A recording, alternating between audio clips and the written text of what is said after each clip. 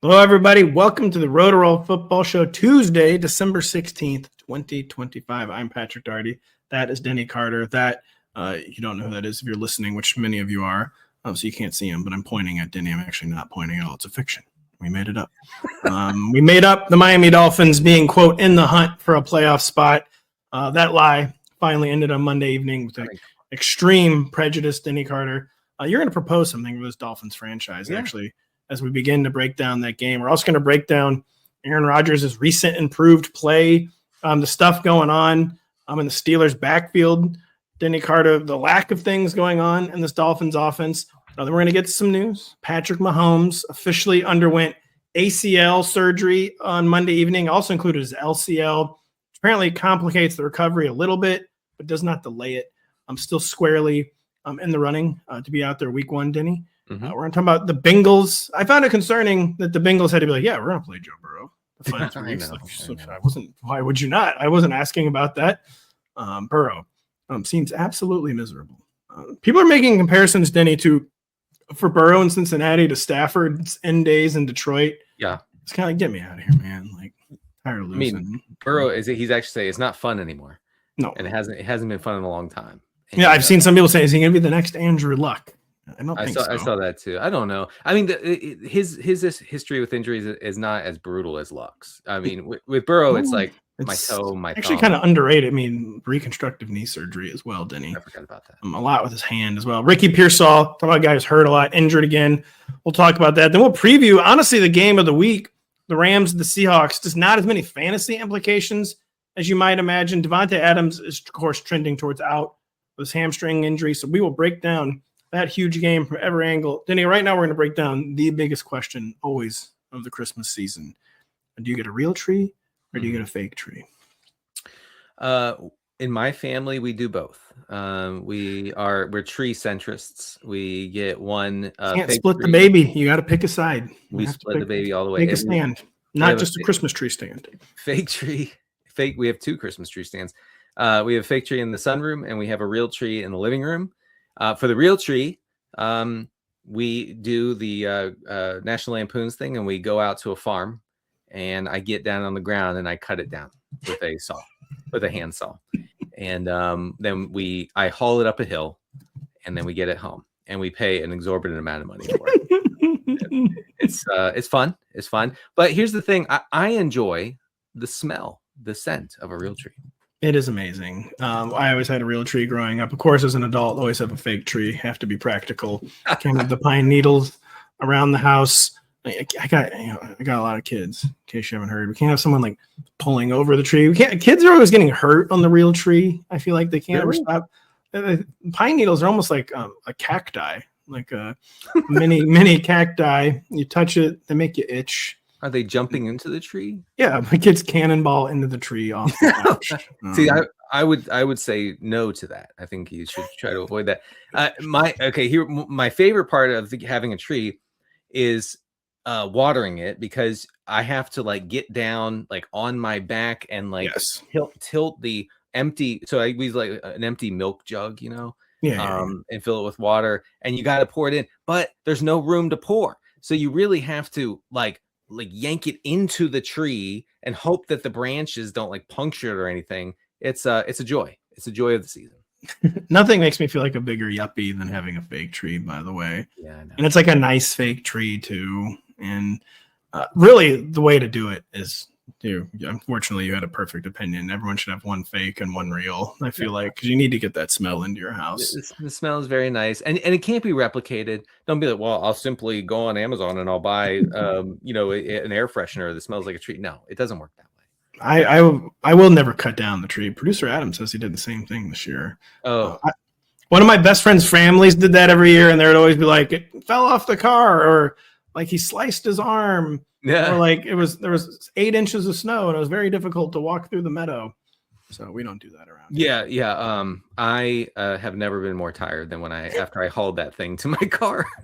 I've never been more tired than raking leaves the day after Thanksgiving. Boy, was that was my tree. So you're still recovering. I am still recovering. I'm still recovering from watching the Miami Dolphins attempt to play football on Monday night. Before we get to the real game analysis, so like, listen, This is the second time, at least. This has happened many times, but coupled with the Chiefs, very infamous wild card round loss for the Dolphins. The second time where clearly the game was already over before it even began, and the Dolphins. When I saw Mike McDaniel looked like he was dressed to be like Antarctic substation, like a scientific research mission. Dude, it's 18 degrees. Granted, it's not warm, but you should not look like this. You were not in danger of dying on the Antarctic steppe or whatever. If it's just Pittsburgh, you're only out there 3 hours. It's fine. Mike McDaniel, he looked like he was in The Thing. He did. He really. I was thinking of The Thing. Yeah, he was cast by John Carpenter in The Thing. If you have not seen The Thing, a true all-time classic movie, how do they fix this problem, Denny, of showing up? Because Tua. I mean, all right. Right. So I'm watching the game last night, and I'm remembering all of the cold weather stats that I've seen about Tua over the years, right? And basically, he becomes a non-functional starting quarterback in the NFL when the temperature is below 40 degrees. Not when it's below 20 or 10, when it's below 40. All right. So it just falls off a cliff. So instead, my proposal is this. All right. You've already, for some reason, you signed him to a long-term deal. His contract gets even worse going into next year. Okay. So you did this, you made this mistake. You got to move forward like this. You get a cold weather quarterback who, he's on the practice squad or whatever. You call him up for outdoor games in November and December and January, if you get that far, right? So that you don't have to essentially forfeit 1 to 3 games per year. Because if you roll out Tua in those cold weather games, you are forfeiting. You cannot win. You will not win.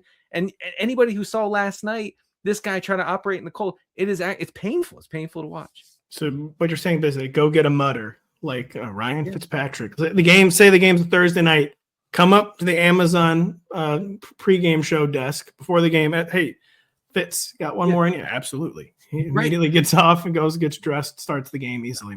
I'm actually, I think you can actually get like a Chris Streveler type who's going to throw 10 passes in the game, maybe, right? And so you're going to run it 45, 50 times, but that's better than that. Last night, weak arm for Tua. It gets weaker in the cold. He's immobile for some, totally immobile. Horribly immobile. It makes absolutely no sense. Immobile. It gets worse in the cold.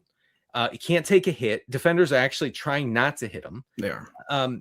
I don't understand how you can start him in that cold weather game and say we can win. You can't. So you need a cold weather alternative to Tua. By the way, I noticed Jordan Brooks two-wing Aaron Rodgers last night, where he could have just teed off on him on a sack. Yeah. He kind of very gently let him down. Thought that was very nice of him to do. He delivered a few haymakers. He did. There were some other ones where he was not as gentle. But so watching Tua last night, the word disgust comes to mind. It was a true just get this off my TV. This is a joke. Truly. I work hard all week. I'm waiting all day for Monday night, and this is what's on my television screen. I wait all day for Sunday night, just to be clear. But I am absolutely disgusted, truly disgusted watching this. Dolphins fans, they've known it's over. They really have known it's over since that wild card loss to the Chiefs. That kind of gave up any pretense this was going anywhere. Mike McDaniel might come back because it might genuinely not be Mike McDaniel's fault. He's got a lot of faults as a coach, but he took the Tua thing as far as it could possibly go. I mean, so everyone knows this experiment is dead. But as you pointed out in the intro, the contract is uncuttable. It's untradeable. I mean, they could do it and eat the money. The point is they don't save any money by moving on from him. Right.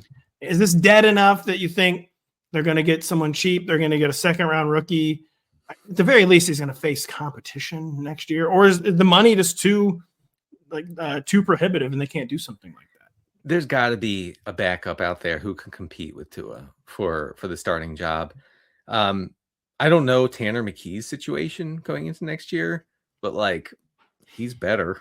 I don't know. How is there not a Tanner McKee on the roster too? Zach Wilson. I know. That's a great idea. I know. They get Quinn Ewers, who's the worst college quarterback I've ever seen in my life. Dylan Gabriel exists, but that's all right. Maybe, but at least Gabriel can do the system I'm cheating the computer thing. Ewers can't even do that. So they intentionally. You know what it is? this happens when a team commits to a bad quarterback like Tua. They then can't bring in competition. They can't because they're admitting that they were wrong in signing him to a long-term deal. But I think that was this year. I think because this year, what we're saying now already applied at the end of last season. I kind of think this was the year where they couldn't admit the sunk cost. I think they might finally like do the tax write-off next year. And I would be stunned if we didn't get like the Dolphins still have faith in Tua, but they want to bring in someone else, just to shake up the room a little bit, push them a little bit, like AKA we're signing or drafting somebody we really hope wins competition somehow. But I think that's where we're at with the Dolphins. Right. I see Dolphins fans being like, it's all Mike McDaniel. I understand McDaniel's, not perfect, but if I have to choose between McDaniel and Tua, I'm choosing McDaniel every time. No, absolutely. I mean, McDaniel, he's like a classic victim of his own success in this instance. Yeah, right. Because he made Tua viable in the first place. Total scam. But there's only so far. I mean, lest we forget, like Brian Flores kind of like got famous in fantasy for being the guy who just benched Tua out of disgust. He was the first guy disgusted to like, I can't watch this anymore. Mm-hmm. And he brought in actually Ryan Fitzpatrick. I can't deal with this. Like this is. And Fitzpatrick was instantly way better. He was. And this cannot go on. Like by the money, it has to go on. They're paying him. His cap charge, I think, is like $53 million. It's really how does this happen? Like how has there not been a team that has figured out how to lessen the importance of the quarterback position? It will always be the most important position in football. Like that is obviously going to be the case no matter what. But you watch college football, there are teams that do not have the advantage of the quarterback position and then can win. Yeah. I know it's a little different. It's different in the NFL because the difference between the best and the worst roster is much smaller than it would be even in a college conference. There is a way to lessen the. I mean, this teams go 14-3 with Sam Darnold. Like, they've got to look more powerfully into this. Truly, because it cannot be. You cannot keep getting boxed into. Well, we have to extend Daniel Jones. We have to extend Tua Tagovailoa. If you go into next year with Tua as the locked-in, no doubt Week 1 starter, if you're a Dolphins fan, the season's over. Yeah. Spiro Daydays was like, it's only Week 1 here, Adam Archuleta, but I've never seen whatever this Miami stadium is named now, this empty. And like you are punting on the season, forfeiting the season. I believe it's called Joe Robbie Crypto Stadium. I know. My ever-long rant about stadium names, even when they didn't make sense, were so much better. Like I have no idea who Jack Murphy is. No. Or it sounds so much better though. I had no idea who Joe Robbie is. Sounds so much better. I assume they were car salesmen. Like listen, oh wow, Atlanta's in Fulton County. That's cool. Actually, Atlanta is not even in Fulton County, but Fulton County Stadium. That was cool. Whatever these are, not cool. Tua, not cool. I'm not even making any sense. It's time to move on. Not time to move on from Aaron Rodgers, apparently, Denny. Yeah. I thought this experiment had bottomed out after the Bills game in Week 13. I thought they needed to look seriously into maybe playing Mason Rudolph. They kind of got the best of both worlds. So they got a window into what their life would be like without Aaron Rodgers. It turns out quite horrible. Mason Rudolph was absolutely atrocious the one game he played.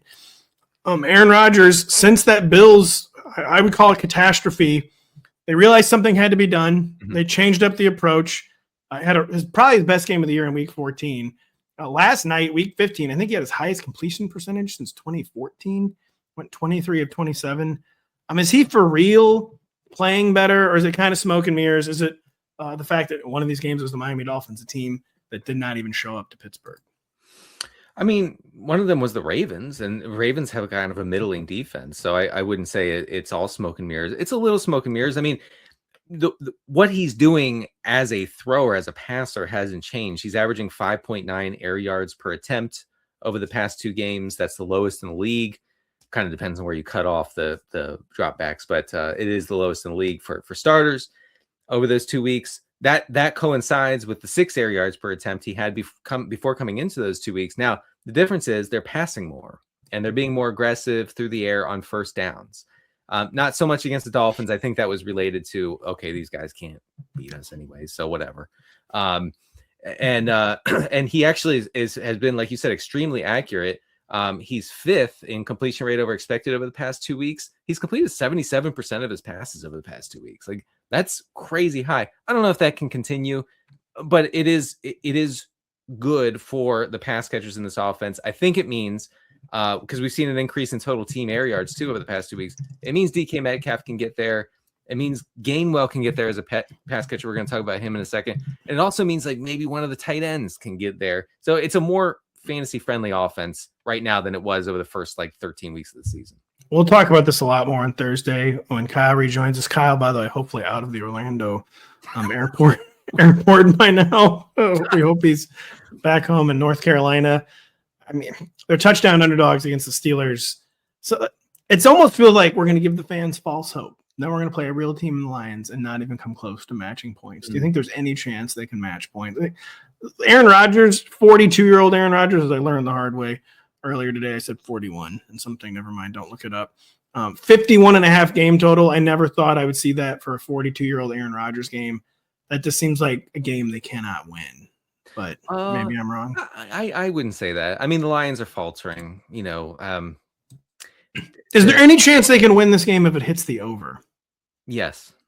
I don't think so. Yes, because, I mean, Arthur Smith, he's still annoying. He still does Connor Haywood tush pushes at the one. That was fun last night.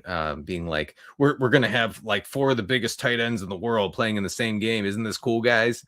I'm sure the film dudes are going to be. The Darnell Washington thing was kind of cool. I'll say. What was it? What was his thing? One of he had an open field catch and run. I think he only tacked on like 3 or 4 yards, but it was true. Like, get off of me, like just throwing people. He is Arthur Smith's favorite player ever. And Jonnu Smith is his second favorite player ever. And he is not even part of the offense. I know he had a rushing touchdown. That was cute. That was cute. Really, really quite adorable. Adorable even. But he's not part of the offense. So they really do like Darnell Washington. What was I getting to? I think any path to a Steelers victory is incumbent on the under hitting. Okay. But maybe just barely. But I mean, I think you can get a little greedy with Steelers players this week, is what I'm saying. Man, I don't know. Is that really something we should do? Because I guess then if you're getting a little greedy, it would be in the form of starting someone like Kenneth Gainwell. Yep. What's the latest on Kenny G versus Jalen Warren? My initial ranking sweep, considering the nature of the game they're about to play, like shootout conditions by Steelers standards, I have Kenneth Gainwell ranked ahead of Jalen Warren. Is that getting too cute? And yet, just what is the latest on this backfield rotation? Well, we don't get too cute, but and I don't think that is too cute. For PPR, I think certainly Gainwell should be a little bit ahead of Jalen Warren. Last night against the Dolphins, Gainwell had 13 rushing attempts to only 12 for Warren. Gainwell averaged 6.2 yards per carry to 2.8 yards per carry for Warren. That's a little deceiving because Warren got stuffed inside the 5-yard line 3 times. So that affects the if he were good, he would score. It affects the YPC, as the kids are calling it. And then Gainwell had a long, like 38-yard run. So whatever. He was more efficient. Jalen Warren, what I'm hearing, if Jalen Warren hadn't been bad and if Kenneth Gainwell hadn't been good, then things would be totally different. If you take away Gainwell's big plays last night, he was really bad against Dolphins. Gainwell led in pass routes 15-14, but was targeted on a team leading 7 of those routes against Miami. We talked about this before, but just to reiterate, through week 15, Kenny Gainwell is 6th in running back targets, receptions, and receiving yards this season. Wow. Denny, but did you know for the first time ever, I actually know what you're going to say, by the way? You put your notes in my document today. Oh, I did? Oh, really? Oh, so you have you have insight. Usually I copy and paste. I can anticipate your next move, so I can anticipate how I'm going to demolish it. Oh, no. I agree with everything you said on Gainwell versus Jalen Warren. So Kenneth Gainwell, that's a part of any getting greedy Steelers plan against the Lions. Anyone else that's not a running back, like anything of note going on in the Steelers pass catcher rotation where all like Aaron Rodgers' quote unquote revival has done is made DK Metcalf viable again because he was getting non-viable as a wide receiver 2, maybe even a wide receiver 3. Rodgers' better play has revived DK Metcalf, but has it brought anyone along with them? Or is the tight end rotation too big? The receivers, of course, are not even really considering here Calvin Austin or whatever. Anyone else coming along for this party in Detroit, Denny? Not really, but kind of. So DK Metcalf over the past 2 weeks with the Steelers passing a little more has 208 air yards over those 2 games. That's 70% of the team's air yard share. The next closest guy in this offense in terms of air yards is Pat Freiermuth at 53 yards, 53 air yards. So 208 to 53, big gap there. I mean, Metcalf's he's absorbing such an enormous share of the targets and air yards that he becomes a wide receiver too. I think in this sort, especially in this matchup, I think against the Lions. Now, one of the tight ends is going to be interesting. Trying to figure that out is very tough, though. It kind of rotates. Darnell Washington's running the most routes recently, but Freiermuth is being targeted at an insane per route rate. Jonnu Smith, like I said, not part of it. But I think that you can get a little greedy. I think you can play Washington in deeper leagues. Maybe Freiermuth if you want to get cute. Beyond that, no. MVS operated as a wide receiver 2 for some reason last night. He doesn't do anything, so don't worry about him.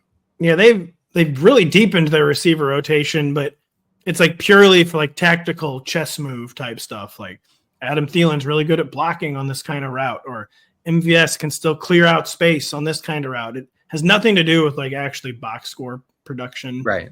It may have genuinely made them better, but it's like for pure like the kind of stuff Arthur Smith loves.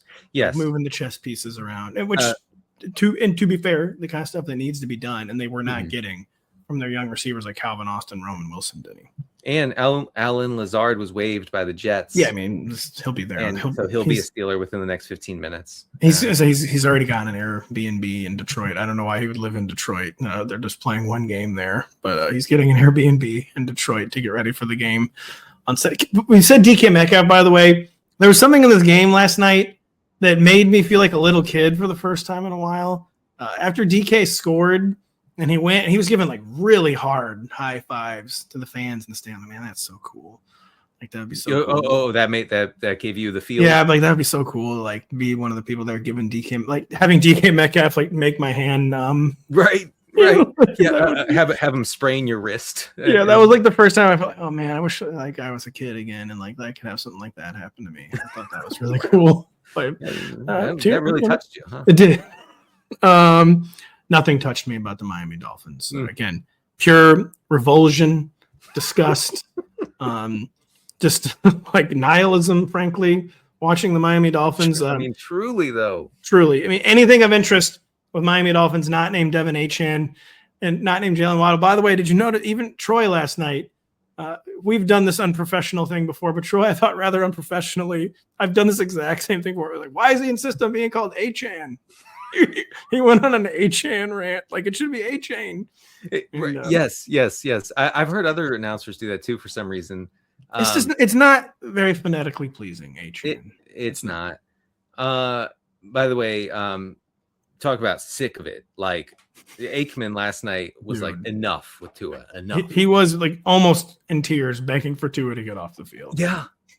He was like, what are they doing exactly, Joe? What do you think they're doing here? And then after the game, Mike McDaniel gave this long-winded explanation about being down 3 scores and needing an onside kick. And this is why we weren't hurrying because we needed an onside kick. And I said, what sense does this make? I have absolutely no. And it's Adam points out, like, that was what truly broke Troy.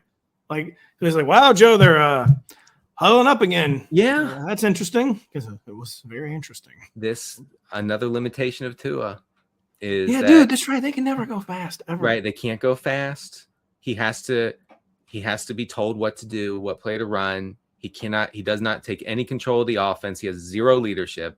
Like it's very clear. Like I know the Dolphins fans can't hear this, but it's been over. It's been over. I think most Dolphins fans know that, to be honest. No, man. And all I hear today is, Mike McDaniel's got to go. What are you talking? That's no matter what happens, you cannot go anywhere with this guy under center. You just can't. Most Dolph fans are fully broken. Many of them are even willing to admit Justin Herbert might have been a better pick. Very few of them still, but they might be willing to finally admit Herbert was big. But is there a third Dolphin? Yeah, a third Dolphin. It might be fantasy relevant. And Darren Waller last night had a big game. Not mad about it at all in DFS, but He ran around on 22 of 34 dropbacks for the Dolphins. He led the team with 8 targets. He caught 7 of those for 66 yards and 2 touchdowns. He was targeted on 36% of his pass routes against Pittsburgh. That was, kind of an outlier, aka a huge outlier. His target per route run going into that game on the season was 20%. I don't know if we can pencil him in for 36% target per route run going forward. But I guess you could do worse. Here's okay. If you think the Dolphins are going to have to chase points, Waller becomes viable. If you think they can sit on a lead, nobody's viable except maybe Waddle.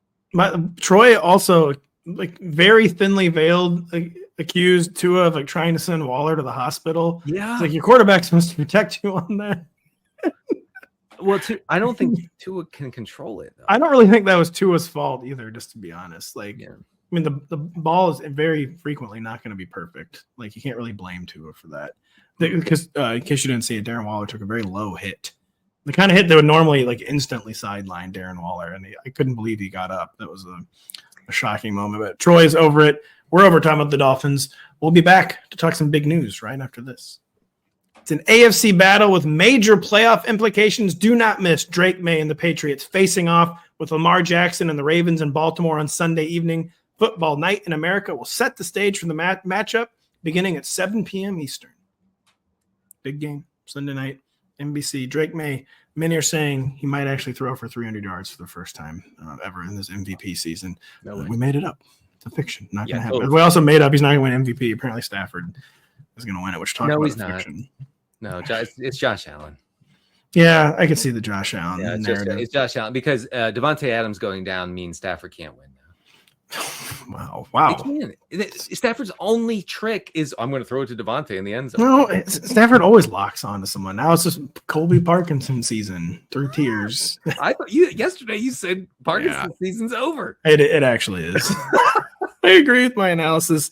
You know whose season is actually over, and you know who cannot make an end around on the MVP? Patrick Mahomes, as recently as 2 weeks ago, I still was kind of one of my favorites. If you're thinking of dark horse MVP candidates, instead things just never got better for the Chiefs. As by now you know, it doesn't make any sense as a phrase.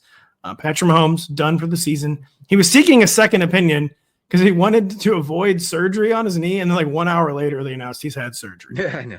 And torn ACL, torn LCL in addition. That apparently complicates the recovery a little bit.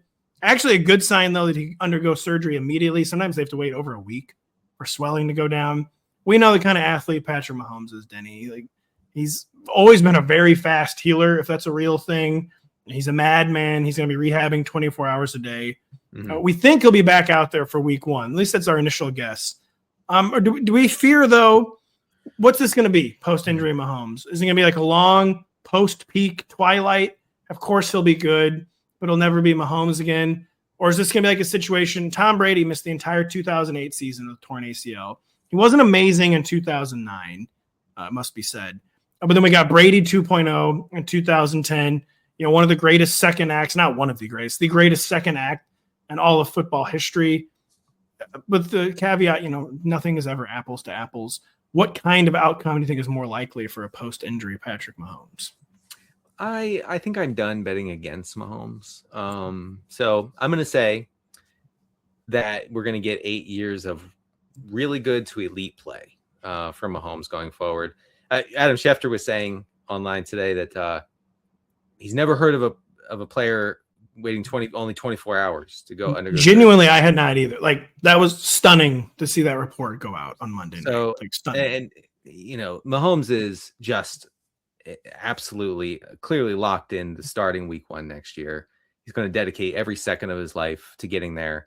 I wouldn't bet against him starting week 1. They need to improve the offensive line, obviously, to keep him upright. I think they needed to talk to him. The Chiefs need to talk to him about not running as much. It's the running stuff just can't continue as it is. And also a willingness to throw into 2 deep safeties. He still doesn't do that. Like he should, like Jordan Love does, like Stafford does, like Drake May does, like Jacoby Brissett does. Okay, lots of guys are doing it, and it's fun and it's working. I think more of that would be good. I was just looking at a season-long numbers. It's not like it used to be. 9th in EPA per dropback, 8th overall in dropback success rate. I mean, you look at his success rate, it's 50%, which is fine, but it's like it's below Jordan Love, it's below Daniel Jones.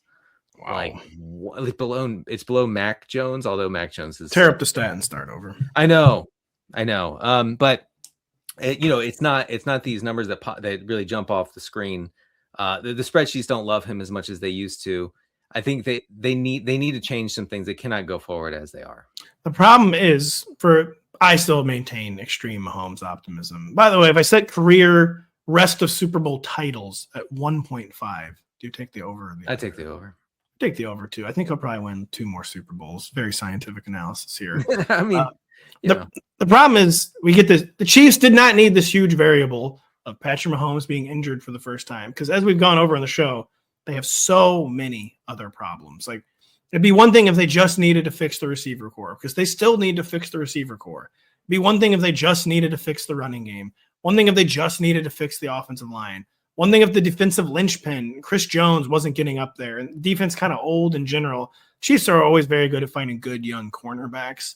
That's become one of their strengths as a team, but they've got a lot going on, and totally stale and stagnant on offense. I think most people watching this team, I've had Chiefs fans. So I live in Missouri now. There's Chiefs fans everywhere again. They easily colonized St. Louis. Very shameful behavior by my fellow St. Louisans. But I'm hearing people are just tired of Andy Reid for the first time, which, it's a bit of spoiled fan behavior, but also he just won the Super Bowl. He was, but still you do watch these games wow, it really would be nice if there were a second Reid idea for this situation. It's the same stuff over and over and over and over and over again. And maybe this will be the kind of galvanizing event where it'll in a weird way, refresh everything. When we actually have real adversity for the first time in a long time. Yeah. Andy Reid's a good enough coach, or maybe it's a galvanizing event, but Reid also, ran out of gas in Philadelphia, his first play, where they gave him several 1 more years. He got 3 or 4. We'll give him 1 more year. And he never got refreshed until he left. This kind of seems like he's running low on ideas. The run game for the Chiefs cannot be going forward 1-yard passes from Mahomes. It has to be something much more traditional, something with much bigger formations. The NFL is shifting to. Well, the NFL offenses are trying to respond to defensive changes, and some teams are doing it and they're having great success, and other teams refuse to acknowledge it, and the Chiefs are one of those teams. Well, all the Chiefs' peer teams, so to speak, have also actually invested in the running back position. The Philadelphia Eagles actually invested in the running back position. The Baltimore Ravens actually invested in running back. The Green Bay Packers actually invested in running back. The 49ers invested in running back. It's a team. Good teams are actually spending money because, again, just because running backs, it's just because it's the most replaceable position does not mean they're all replaceable. Right. Even if it's the most replaceable position, that does not mean there's literally no difference between a good and bad running back. And the Chiefs tried to get away with the just moneyballing, spitballing running back, and it's been a catastrophic failure. They had no pressure release valve ever these past few years when the passing attack was not well oiled. They need a pressure release valve in the form of and Andy Reid used to coach up really good running games. That was one of his signatures. So that's maybe step 1 is getting back to having a viable running game for the Chiefs. Pay running backs. That's the key to success in the NFL. No, I mean, it sounds like a joke, but it's not. I think you do have to be able to punish teams when they say, okay, we're going to play 2 safeties off 25 yards off the line of scrimmage every single play. The Rams have said, okay, all right, you're going to do that. Well, we're going to run at 7 yards a clip. There you go. And it's not the prettiest way to play. And, aesthetically, it's not very appealing for the fans. But the Chiefs can't do that with Pacheco and with Kareem Hunt. They just can't. No. Or I'm praying. I might actually pray, Denny, that Brashard Smith gets to play the final 3 games of the season. I swear to God, he's good. Why not? Truly, why not? Just see what you got. See what you got in the kid. See what you got instead of Timmy Minshew ball. Denny, I think, did I already say this on the show? I think I did at the beginning, but I found it very concerning. The assembled Cincinnati media even found the need to ask if Joe Burrow will play the final 3 games of the season because he is not hurt. He survived Sunday's game unscathed. He didn't scathe the scoring board at all with any points. They got shut out. That's unbelievable, honestly. It is unbelievable. Burrow said he's not happy anymore a few weeks ago. He's giving very philosophical. He's getting way too philosophical on his He's thinking a lot. It's very interesting to listen to, but football players aren't getting philosophical when things are going well. No. He's giving extended soliloquies on Pokemon. The guy wants to talk about anything other than being the Cincinnati Bengals starting quarterback. Is he really talking about Pokemon? He gave a very long, detailed answer on when someone asked him what his favorite Pokemon. I think it was my daughter, by the way, my 9-year-old daughter, who's obsessed with Pokemon. Is Burrow a Zoomer? Oh yeah. No, well, he's on the borderline, the bleeding edge of millennial Zoomer. Yeah, spiritually he might be. My daughter's so into Pokemon, by the way. Yeah, we've done that. Been there, done that. Right, but I don't even know what the question is here. But, how are we feeling about this? The Bengals? I mean, they got lucky, I think, with Chase and Burrow being generational for a little while. They did, and I guess they thought, well, we can just this can just be the fuel that keeps us going, compensates for all of our shortcomings defensively on special teams. Their special teams is bad too. I was just looking into that strongly before the show, and then no offensive line, and I do think he has reached a point where he's like, get me out of here. It's a Mickey Mouse franchise, is what he's. Which everyone kind of knows, and what he's saying. Sorry, Denny. I mean, they're in trouble with the league. They're in trouble with the league because they didn't shovel the seats for Sunday's game against the Ravens. You wonder about a storyline that's very 1970s coded, by the way. And that was back in the days when old Gil owned the team, and Gil very famously never spent a penny that didn't need to be spent, and that meant the fans in Hamilton County had to sit in the snow for week 16. And since I'm doing not a good NFL Films voiceover, and they liked it. Yeah, they liked it. They liked it. It's such a Mickey Mouse franchise, and he's crying for help now for being on the Mickey Mouse franchise. It would be great if he could get out of there. It would be. No offense to our Bengals fans who are crying and screaming internally right now. Yeah, no, I that's horrible for you guys, but I mean, he deserves better than the Bengals. Rams fans are trying to manifest Burrow as the Stafford replation in LA. I don't know if you've caught wind of this. That'd be wild. That would be wild. It's not going to happen because the Bengals, people may remember what Mike Brown did the last time a franchise quarterback wanted to leave. He just let him not play for months and months. Carson Palmer, and then he came back and he was pretty good until Hugh Jackson, paid way too big of a trade price for Carson Palmer. Hugh Jackson, who was only possible because he was taking advantage of a power vacuum after the owner died. This is different times in the NFL. Different times, yes. Nothing different, unfortunately, with Ricky Pearsall. He's hurt again. Our guy is the snake bitten. He's cursed. Is he trending towards bust status? He's already 25 years old, Ricky Pearsall. Yeah, I think so. I mean, they were coming out of coming out of the bye. They tried to get him involved. He got hurt on the first play against man. I mean, he stayed in the game. He toughed it out. I think that there's an acknowledgement. The way that he talks about his injuries and things, I think that there's an acknowledgement. There's a problem here. I can't keep missing time. And Kyle Shanahan hasn't said anything explicitly critical of Pearsall in that vein, but he does seem kind of fed up with not having him available. They want to use him as the downfield guy. They want CMC and Kittle and Jennings to eat in the short and intermediate areas, and they want to send Pearsall long and say, go get it, kid. And they can't do that if he can't run and if he's constantly dinged up.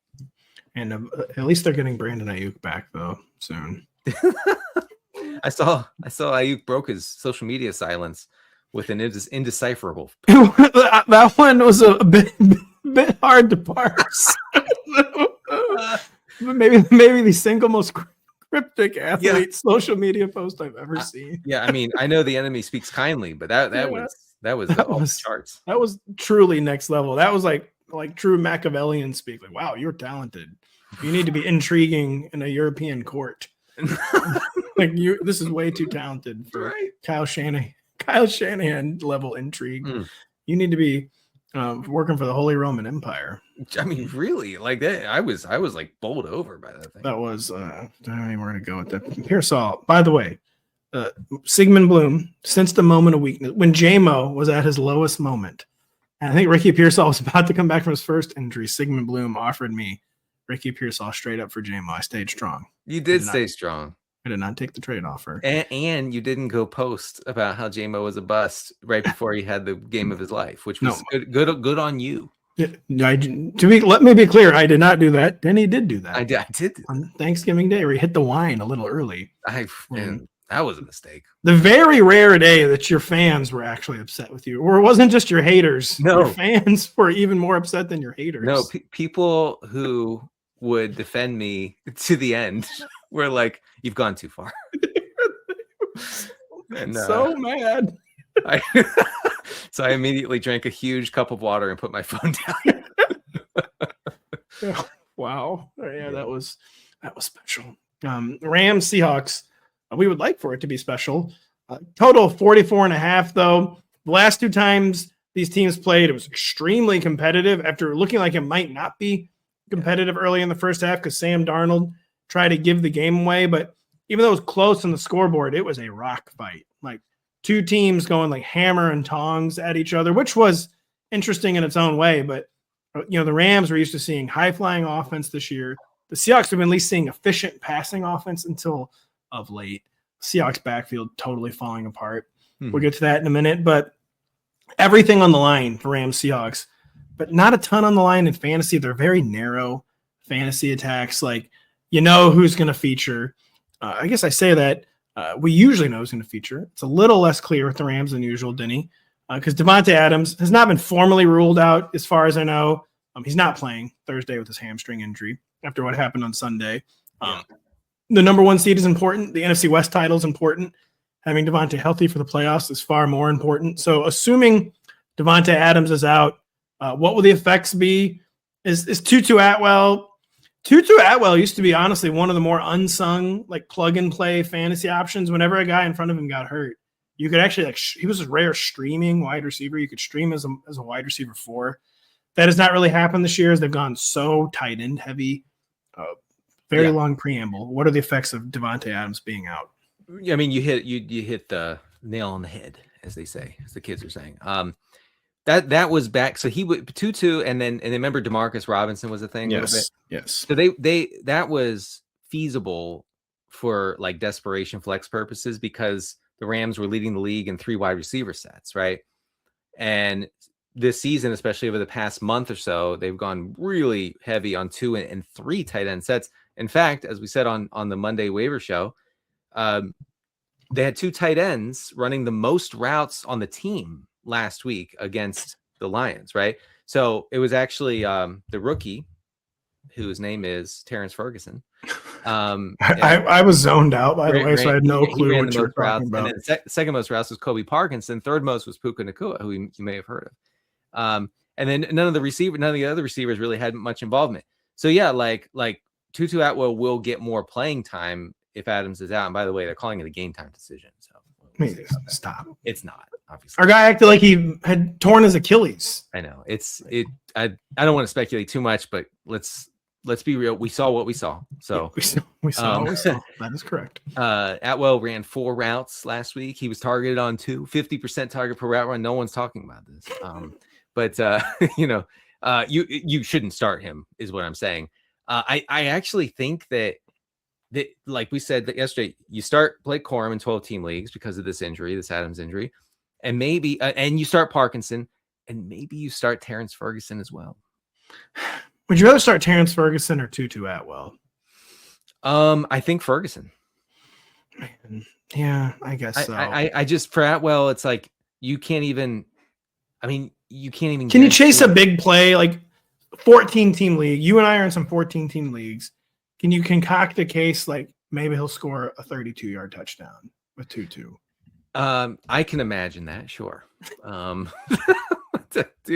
imagine what that would look like? Yeah, I can see it in my mind's eye. Oh yes, the little guy catches a touchdown. Like Pat, I have seen that before. I mean, look, a guy named Kanata Mumpfield was third in wide receiver routes last week for the Rams. Remember Jordan Whittington? Remember that guy? Oh, yeah. I don't want to hear about him anymore. That guy, you talk about someone who left the DFS desperados high and dry. That was so bleak. Oh you're at the crossroads. Like, well, he said he was going to meet us here, and he just never shows up, and then you die in the desert. I know, and I mean, he did throw like 3 touchdown springing blocks in that game, I think, but you don't get points for that, sadly. You do not get points there. Maybe we should add that. So we just lay it out. Not the typical supporting guys. You said it was over, I think, for Matthew Stafford earlier for MVP because he doesn't have Davante for maybe one game. That's right. It's not over for him as a QB1. He's in the top 12, probably in the top 5 in most rankings that you look at, but he had a horrible game against the Seattle Seahawks the first time. My initial sweep, I have him as the QB8. It's kind of like you have to play him, but man, this is not the matchup you want for Matthew Stafford in the fantasy semifinals. Like, are we underrating how bad it could be with the QB8 ranking? How do you feel? What's the lay of the land starting Matthew Stafford for what is by definition the most important week of the year so far? I don't feel good about it at all. The Davante Adams hamstring injury totally changes the fantasy outlook for Matthew Stafford. And I say that because 23 of Stafford's 37 touchdown passes this year have come inside the 10-yard line. Almost all of that is Davante Adams, right? I also have an alarming stat if you're thinking about starting Stafford. So you're basically depending on that inside the 10 and inside the 5 touchdown production from Stafford week in and week out. Now, from week 1 to 14, the Rams were 14% over their expected pass rate inside the 10-yard line. They were the second pass heaviest team inside the 10. Only the Vikings were above them for some reason. What's like old timeout? What? I know. But let's not get distracted. In week 15, they were 11% below their expected pass rate inside the 10-yard line. In other words, they established it with Adams injured, right? I feel like I don't know. I can't picture Stafford putting up huge numbers unless the game gets out of control, goes sideways in favor of the Seahawks, and the Rams have to drop back a lot. Stafford had 28 pass attempts against Seattle in week 11. That was the second fewest of this season for him. He completed only like half of them from what I remember. I know his completion percentage was in the 50s for that game. So we're probably starting a little too easy here. But Matthew Stafford in Seattle or the God, Jacoby Brissett at home against the Atlanta Falcons. Yeah. I mean, Brissett easily, yeah. I have him ranked one spot ahead of Stafford. God help us. You do. Stafford or Brock Purdy, who is playing in Indianapolis. Purdy. Goff against the Steelers. Oh, yeah, Goff. Jackson Dart against the Vikings. Stafford. Last one, Baker Mayfield in Carolina. Oh man, I can't get a read on Baker. I know. I guess with Mike Evans back, I guess that makes a huge difference. So I'd go Baker. By the way, just word to the wise, Mike Evans needs to average only 243 yards each of the next 3 weeks to reach 1,000. I'm just saying. If anyone can do it. I so badly want him to get like 252 yards in a loss this week. Yeah. To see if they would really do it. I actually, like last week, I was like, they're probably going to do it. They're probably going to do it still. I wanted them to do it. It's a real shame they didn't do it. Yeah. Kyron versus Corum. What's the latest here? Other than, as we've announced, we're starting Blake Corum in 12-team leagues now, Denny. I mean, they're splitting the backfield basically like 55-45 with Kyron having a slight edge. They're also splitting inside the 10 work at a pretty even rate. So I kind of see them as the same player, as the same sort of play. You're happy to start them here in week 16 in semifinal week. Define happy. Well, you're happy because you're not really happy if you're Kyron because he's not the guy you thought you drafted. And Corum, he's not even the starter. Can you really be? They're both startable. They're going to be ranked as if you have to play them. I'm not sure if I would describe happiness as the emotion. I'm thrilled to play both of them because of the Adams injury. It changes. So wait, now you're happy that Davante's hurt. I'm sorry. Gotcha. No, I'm not. I'm not happy. I'm happy to start one of these running backs. No, here's the thing. I don't have any Williams or Corum on my redraft team. It goes without saying, I've never once drafted. Yeah, I mean, why would I do that? But I mean, God, I wish I had. But with Corum at least. Well, how did I not? How did I not with Corum? That is a bit shocking. Yeah, I know. He's like the perfect hipster sort of running back. Well, the problem is he's never been good, but that's all right until now. I know. He has the juice. I think that with neutral game script or positive game script for the Rams, these guys could split like 35 carries here. Denny, I was gonna say quick one. It's fine. We'll end on Darnold. I should have put Darnold right after Stafford, and I didn't. What's the latest on Kenneth Walker III versus Zach Charbonnet? Not that anyone like even cares anymore. Like it's become totally pointless and meaningless. But just total status quo. Like is it almost like a full blown rotation at this point? What is going on with these two guys? Yeah, Charbonnet's still seeing more red zone work. They're splitting the routes pretty evenly, although Walker usually has a slight edge. It's the most uninteresting backfield I think I've ever seen in fantasy. It's like the Cardinals backfield, but more frustrating because in theory, a good Seahawks team with a good defense should create the kind of game script that gets somebody there on a weekly basis. And neither of these guys are getting there. Walker, you're not just touchdown dependent, you're big play touchdown yes. Going forward. Well, that's a great comparison. The Cardinals backfield. It's like with the Cardinals backfield actually had guys with real draft capital. And they still weren't doing anything. It actually is stunning. Is it because teams don't respect Sam Darnold? Like, how bad of a matchup is this for Sam Darnold, who, of course, began like the Darnolding the first time he played the Rams, has not been quite the same since. Mm-hmm. Horrible game against the Rams, horrible game against the Rams in the playoffs last year when he's still in the Vikings. Mm-hmm. Is there any like room for optimism or hope in this matchup, or is it just, you cannot feel good about Sam Darnold playing Sean McVay's defense right now? No, I mean, I think McVay's defense just owns Darnold at this point. 279 through the air last time he played the Rams, which is fine. 0 touchdowns, which is not fine, and 4 interceptions. Say the 279 was a product of the early picks that he threw. Yeah. I mean, even got the yardage. Yeah, it was the most dropbacks he's had in the game was against the Rams in Week 11. 2.25 adjusted yards per attempt. Things of that nature. I mean, it's pretty ugly. AJ Barner saw 11 targets just for the record because of the game script last time they played the Rams. I don't know if that, you're not penciling him for 11, but he could see a jump in raw routes because of Elijah Arroyo's injury. The only thing I would say, if you're looking for any signs of Darnold hope, the rich man's version of Sam Darnold, Jared Goff, just had a great game against the Rams. And he is playing for an amazing coaching staff. Like Mike McDonald, Clint Kubiak, hopefully learned something in that first game where you can at least concoct a case like it'll be better this time. But you cannot concoct a case where he'll be a top 18 quarterback. Like any improvement would be an avoiding negative plays, increased efficiency, not like an increased box score. Yeah. Is what it comes down to with Sam Darnold. Yeah, Darnold to me is super flex only this week. For sure. Don't get weird in one quarterback leagues. Do not get weird. Denny will never get weird. I will never get weird. I might get weird on the way to my kids' Christmas pageant. I'm going to drive very fast. So good luck. Well, thank you very much. And thank you so much if you've been listening. Thank you so much to Denny, by the way, for pinch hitting yesterday for Kyle on our waiver show. Denny will be back on Thursday. Kyle, as long as he's out of Orlando International, will be back on Thursday. We're going to break down the entire Week 16 slate. That includes 2 games on Saturday. That includes every fantasy relevant player for the semifinals. So for Denny Carter and Patrick Daugherty, thank you so much for listening. We'll talk to you in 2 days.